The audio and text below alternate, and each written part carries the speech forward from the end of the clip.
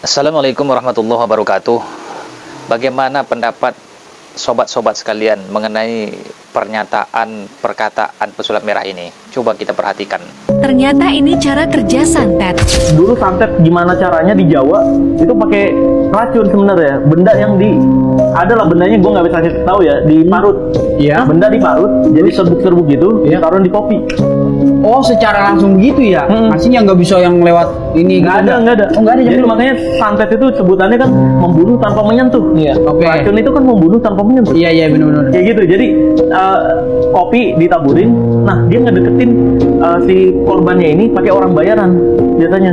Nih racunnya, nanti racunin ini ya. Jadi orang teman dekat. Bro, mau minum kopi gak? Oh, berarti itu santet secara jarak jauh kalau misalnya gitu disebutnya. Santet jarak jauh itu bayar orang. Kalau saya lihat, orang lebih percaya melihat film-film yang telah disponsori sutradara yang sudah bertanya kepada ahlinya gitu ya. Jadi kalau seperti itu yang dibilang pesulap merah, santet itu membunuh jarak jauh dengan memberi racun. Jadi kalau seperti itu saya lihatnya aja lucu kali gitu. Orang lebih percaya lihat film-film gitu ya dibandingkan perkataan pesulap merah ini. Ini sungguh kalau saya lihat ini membodohi atau memang dia bodoh gitu ya. Saya heran kali, membunuh tanpa menyentuh.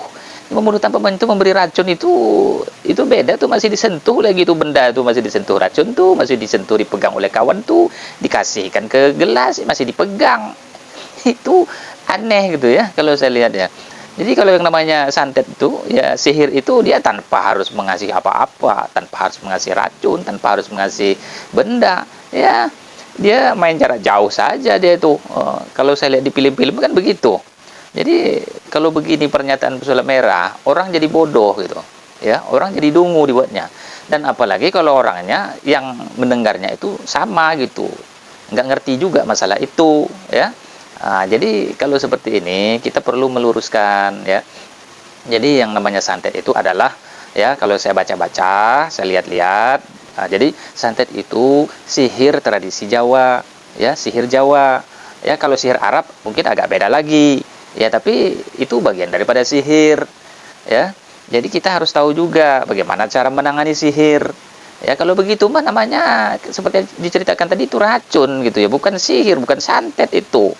Itu yang namanya santet itu kan ya apa namanya, melakukan sesuatu menyakiti tanpa menyentuh ya. Kalau itu masih disentuh, racunnya masih disentuh, masih dipegang, kali ini kan tidak ya kan, tanpa memberi apa-apa ke orang itu. Itu yang namanya santet tuh.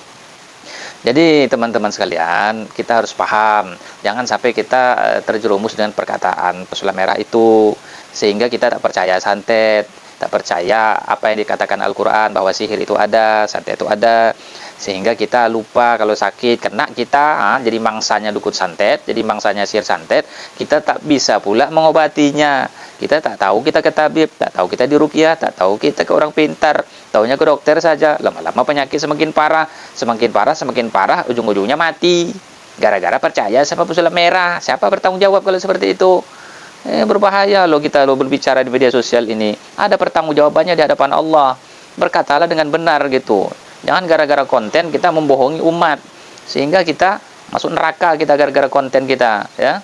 Jadi kita harus lurus, walaupun di media sosial tetap kita harus bermanfaat untuk orang gitu, memberi pelajaran untuk orang sehingga orang paham, sehingga orang selamat bagaimana cara menangani santet itu. Wassalamualaikum warahmatullahi wabarakatuh.